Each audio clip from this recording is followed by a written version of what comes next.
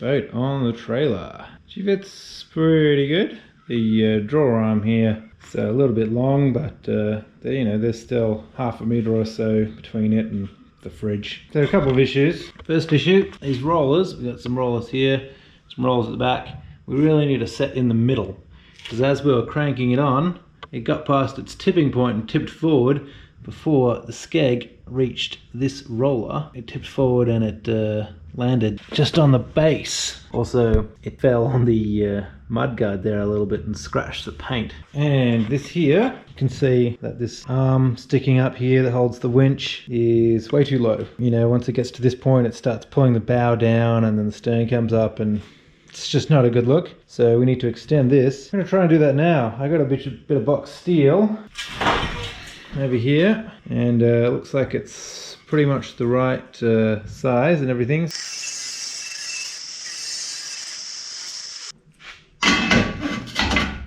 Using a 10mm. You know what, I'm just going to mark it with this and then drill it with something more hefty.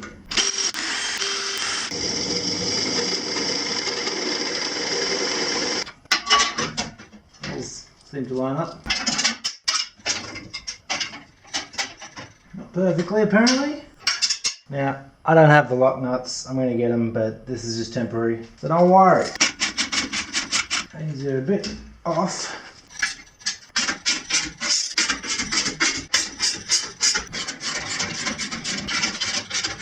Pretty good, although I forgot this thing. Then I get rid of another one of these Imperial bolts.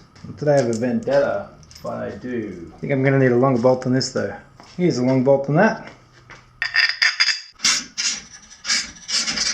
Alright, well let's see how well that sits in its new position. I've loosened off the strap, so the boat's just kind of sitting.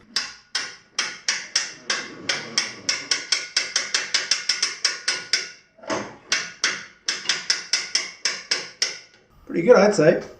Although, this winch handle is going to hit this if I don't watch out. Yeah, I don't know what to do about that actually. It's always something, isn't it? Oh no, our winch is too far forward and we've come with the rollers on the back here. So I need to move the thing back quite a ways. It would be nice if it didn't pull the bow down. Let me think about that. We'll move this up. Just have to persuade this to come forwards. Well, that starts there. This stops it from being pulled too far down now. It's basically pulling directly across and then, you know, it hits that and tries to pull forwards and that tries to push it up. It's trying to pull down, so instead of the two forces are counteracting each other. I feel more comfortable with a big long brace piece down, like from here down to there. So I think I might put one of those in. Not right now, but I will think about it. We cut these two sections of the tubing.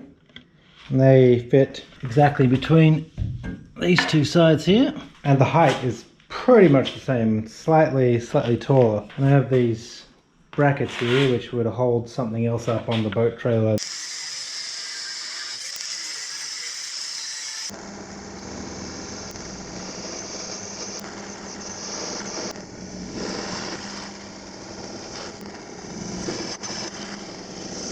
In the middle there'll be a roller here, and then we have these 4 plates on the other side. So they'll go like that. So this will then go over there on the boat trailer. Well, here's that middle bar assembled with the 3 rollers on it. Yeah, this should give it a few more things to think about. I mean, it should just be cool. Anyway, I gotta put it on now. Well, I think that's it on the trailer, at least for the time being. At the front, we got this reinforcement here of the winch extension thing, getting it all the way up here, making a nice beefy triangle. You know, it's not going anywhere. I think that's good. We've got 3 rollers here at the front, and we've got 3 in the middle. There's my bar that I use to mount these rollers on in the middle. Tie it on in that way. Nothing is drilled through the shaft. I'm not allowed to do that. It's all very securely bolted around it. And then 3 rollers along the back. I had to extend the height of these a little bit, and the ones at the front, because of the curve of the skegs. But it's touching here, and it's almost touching over there, but not quite. And it's touching at the front, and it's touching in the middle. So I wanted there to be 6 points of contact, but there's 5. It should be right. Don't know if I showed it before, but I put these U-bolts on here just to give a spot where the straps get attached to. So I think that should do. Be interesting to see how it all works. I'm a bit worried about these mudguards here. It gets pretty close to them. I feel like I might need to put some sort of protective cover over it. But honestly, I'm not sure exactly how easily it'll go on and off the trailer.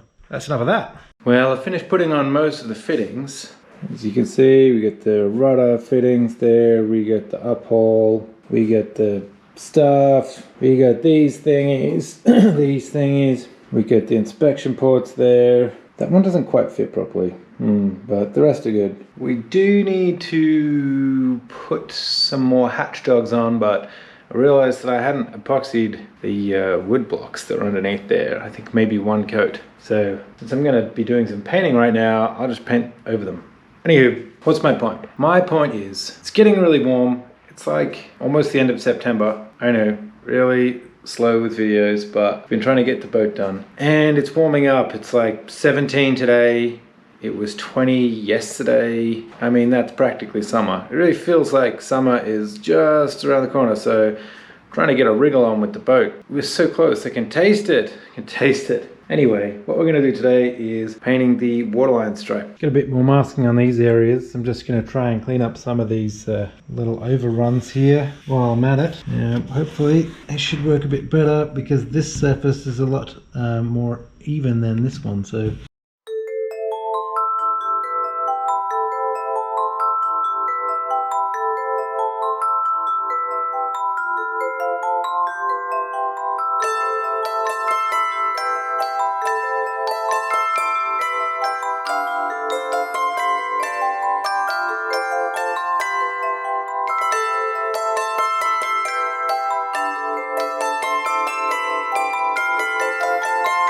Well, that should be all the fittings in the boom and mast. Some fittings there, got some fittings there. Got some more fittings down there. Also put a bit more epoxy around bits that I'd sanded down the centerboard.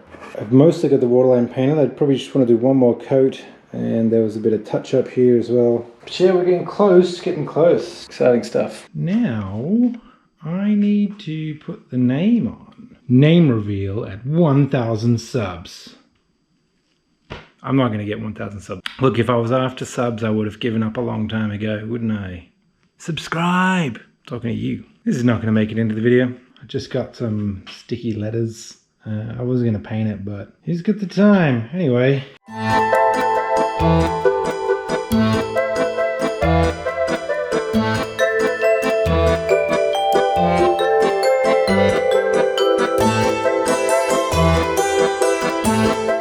Well, there she is, the Belafonte.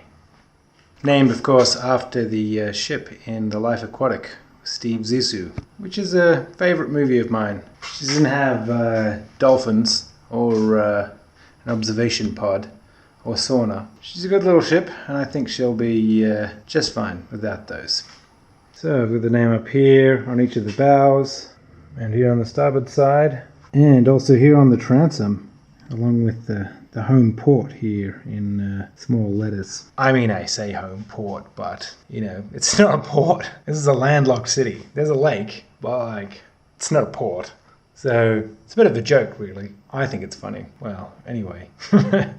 Boat is pretty much finished painting. Well, we got the name on. Pretty sure I finished all the fittings today. The trailer's done. Basically, what we're missing now is fitting the centerboard, making sure all the rigging's in order, and then, damn, we are pretty close to done. I mean, it's been such a long journey. 3.5 years it'll be, basically. And I said 6 months.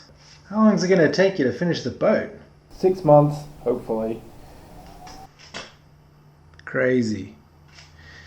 Anyway. Oh, I took off all the tape. I think the waterline looks pretty good. Looks pretty straight when you see it from this angle. But the issue of the day, getting her in and out of the garage. So the garage is at a little bit of a lean. Yeah, you can see it's really not level at all. The larger issue is that when you get out of the garage, there's actually quite a steep sort of drop off. It's not like super duper steep, but it's steep enough that me pushing the trailer up that slope is going to be a pain in the butt, especially if I've just been out sailing and I'm tired.